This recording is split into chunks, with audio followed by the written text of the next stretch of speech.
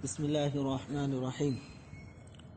وعن أبي عبد الرحمن عبد الله بن مسعود رضي الله تعالى عنه قال: كأني أنظر إلى رسول الله صلى الله عليه وسلم يحكي نبيا من الأنبياء صلوات الله وسلامه عليهم ضربه قومه فأدموه وهو يمسح الدم عن وجهه وهو يقول: اللهم اغفر لي قومي فإنهم لا يعلمون. متفق علیہ. صبر کا باب چل رہا تھا. یہ 13 نمبر کی حدیث ہے. حدیث کا ترجمہ یہ ہے کہ حضرت عبداللہ ابن مسعود رضی اللہ تعالیٰ عنہ فرماتے ہیں کہ گویا کہ وہ منظر ابھی میری آنکھوں کے سامنے ہے. میں ابھی گویا کہ وہ منظر دیکھ رہا ہوں. کون سا منظر؟ کہ نبی کریم صلی اللہ علیہ وسلم ایک نبی علیہ الصلاۃ والسلام کا قصہ بیان فرما رہے تھے.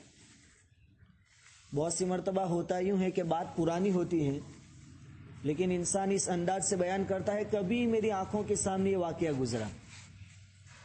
بتلانا یہ مقصود ہوتا ہے کہ وہ واقعہ مجھے اچھی طرح یاد ہے. تو عبداللہ ابن مسعود رضی اللہ تعالیٰ عنہ فرماتے ہیں کہ گویا کہ وہ منظر ابھی میرے آنکھوں کے سامنے ہے کہ نبی کریم صلی اللہ علیہ وسلم ایک نبی کا قصہ بیان کر رہے تھے. کیا قصہ تھا؟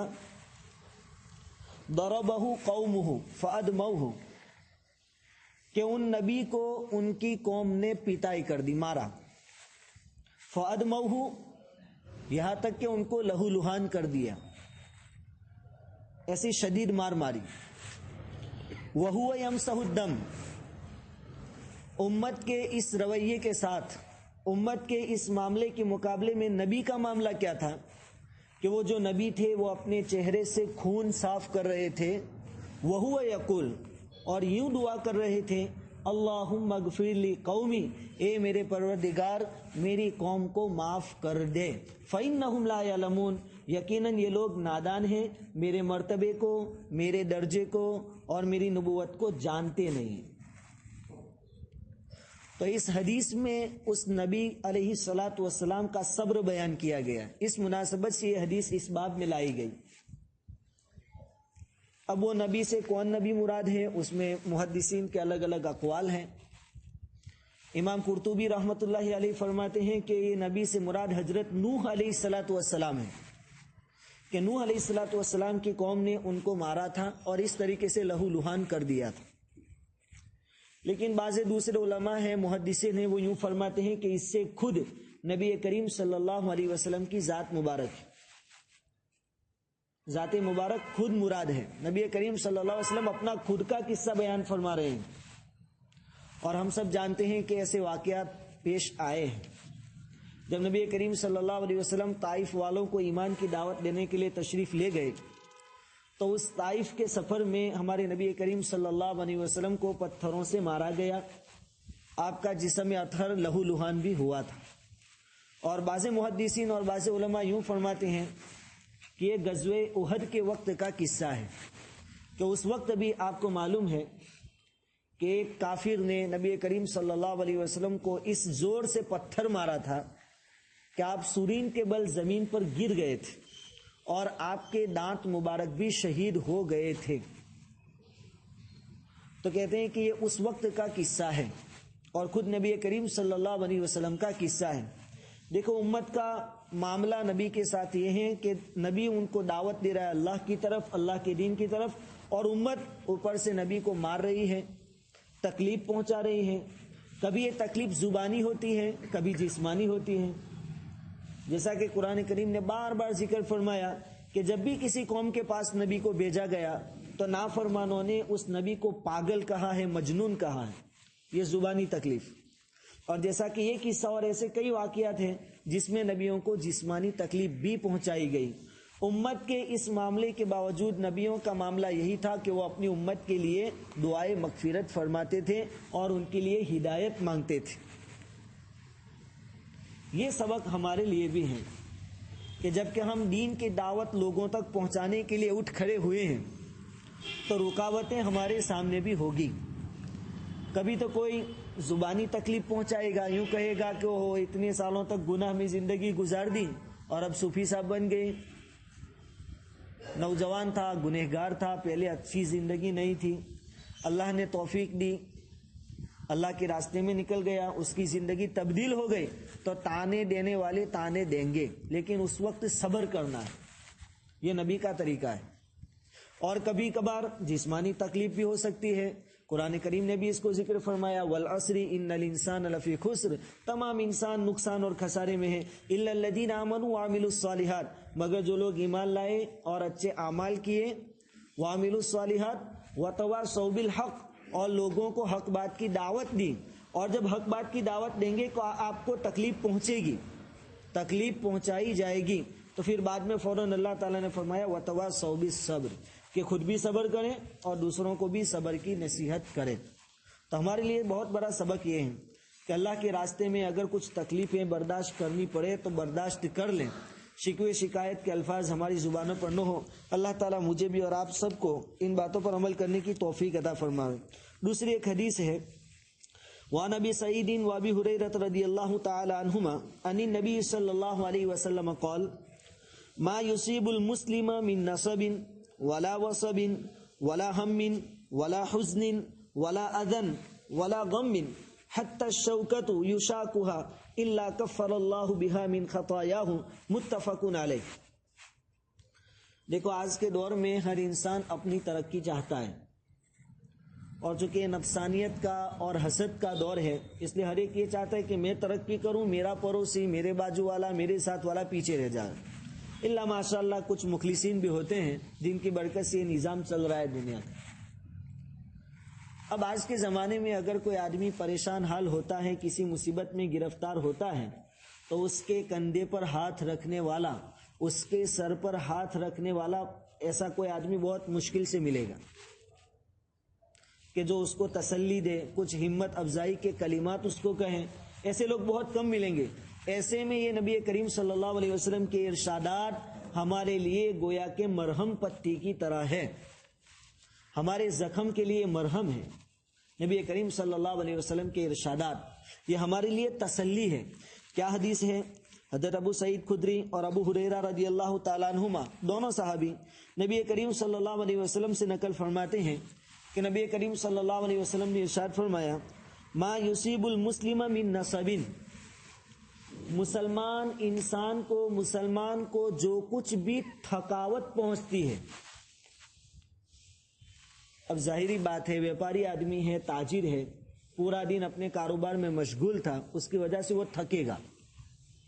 عورت ہے، گھر کے کام کاج میں مشغول تھی، جس کی وجہ سے وہ تھکی، تھکاوٹ محسوس ہوئی، تھک گیا آدمی۔ آگے فرمایا ولا وصبن، یا کوئی بیماری اس کو لاحق ہو گئی، چھوٹی موٹی کوئی بھی بیماری، ولا ہم، یا کوئی فکر لاحق ہو گئی۔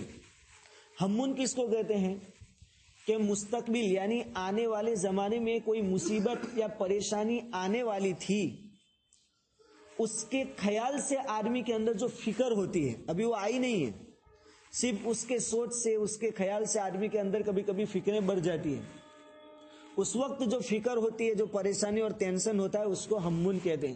مثال کے طور پر اولاد جوان ہوئی تو ماں باپ کی سب سے بڑی فکر یہی ہے کہ ان کے لیے مناسب رشتہ کہاں سے آئے گا۔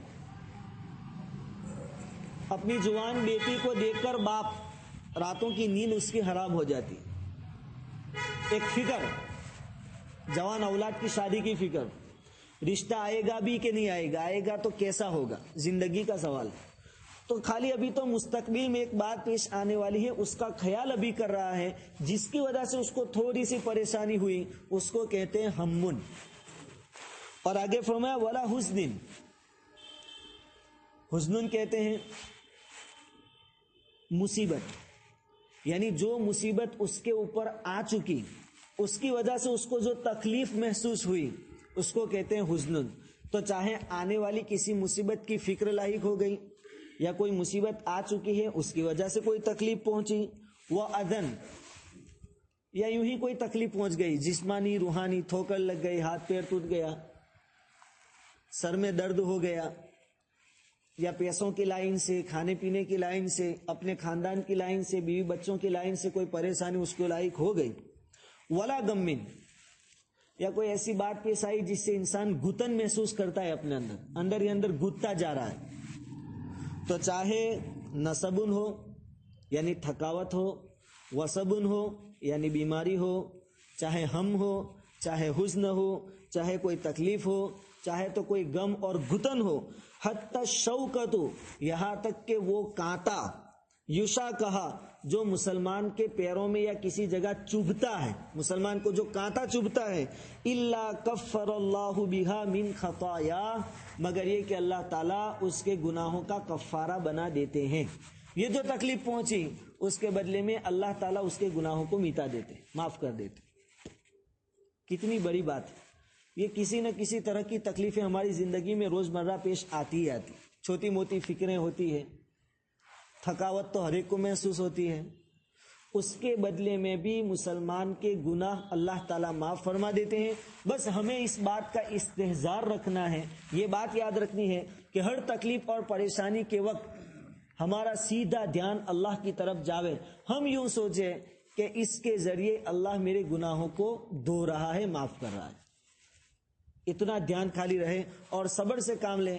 ہر ایک مصیبت اور تکلیف اور بیماری اور غم کے بدلے میں ہمارے گناہ معاف ہوتے ہیں۔ یہاں تک کہ ایک حدیث میں تو یوں بھی آیا کہ آدمی کی جیب میں پیسے تھے، پیسے، اب اس نے کسی جگہ خرچ کر ڈالے، خرچ کر ڈالنے کے بعد وہ بھول گیا کہ میں نے خرچ کر ڈالے، وہ یوں سمجھتا ہے کہ میری جیب میں ہے، بھول گیا۔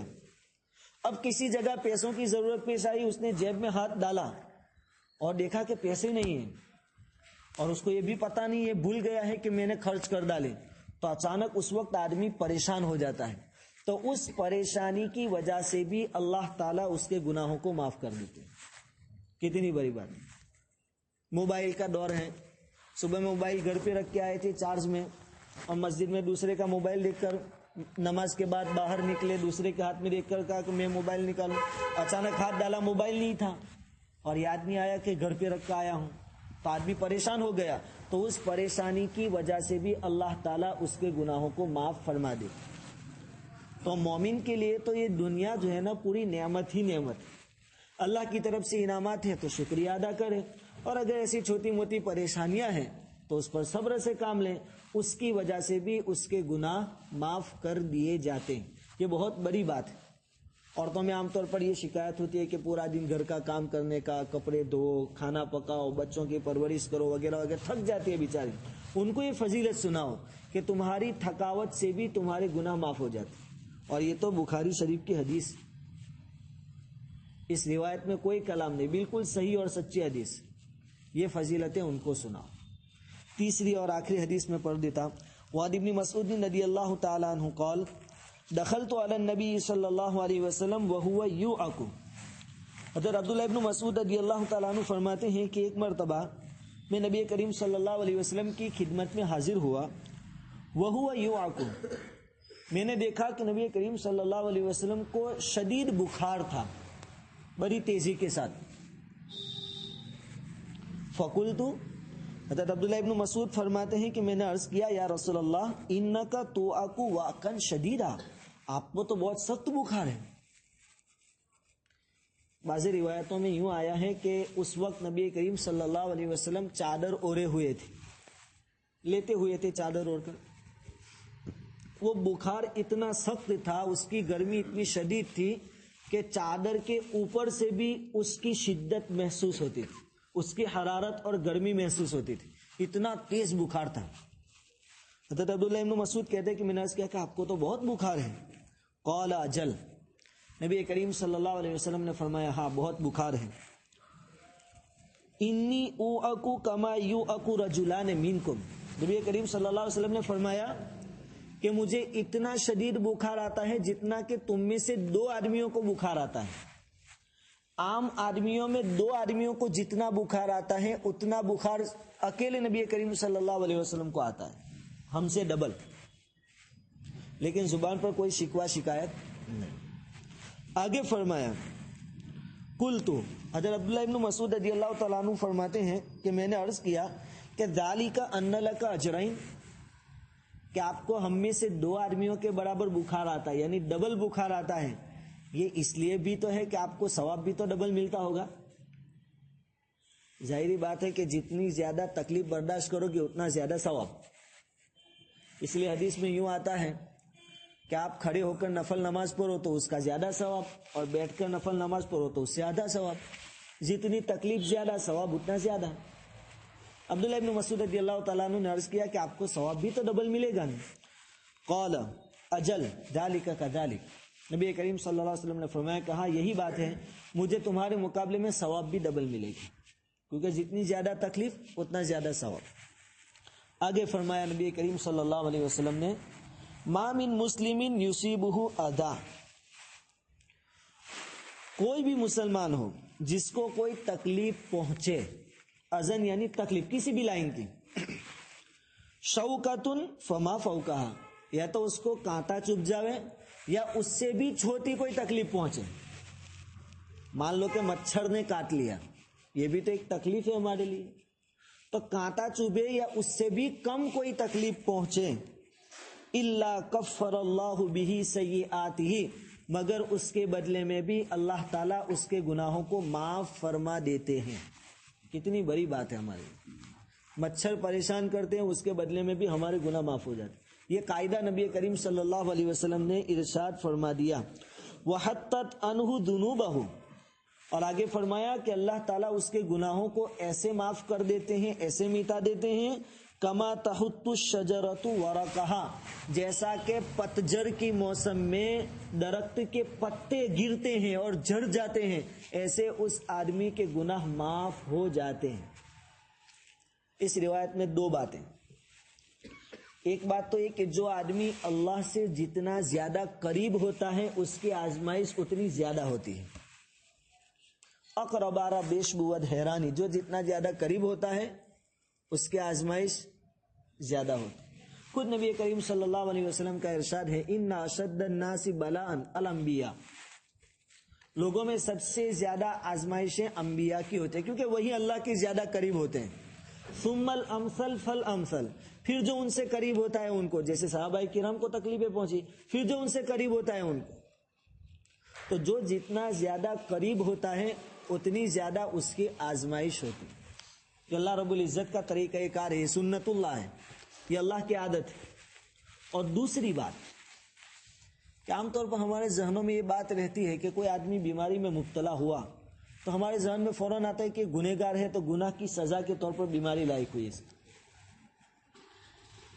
بتاؤ نبی کریم صلی اللہ علیہ وسلم سے کہاں گناہ ہوئے؟ تو ابھی دیکھو کتنا سخت بخار تھا۔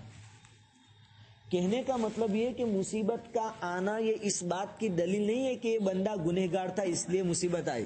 ہاں کبھی ایسا بھی ہوتا ہے کہ آدمی گناہ کرے، نافرمانی کرے تو اللہ تعالیٰ اس کی پکڑ فرماتے ہیں، اور کبھی آدمی گناہ نہیں کرتا تو بھی آزمائشوں میں مبتلا کیا جاتا ہے۔ وہ اس لیے تاکہ اللہ تعالیٰ اس کے درجات کو بلند کرنا چاہتے ہیں، اس کو اونچے درجے پر پہنچانا چاہتے ہیں۔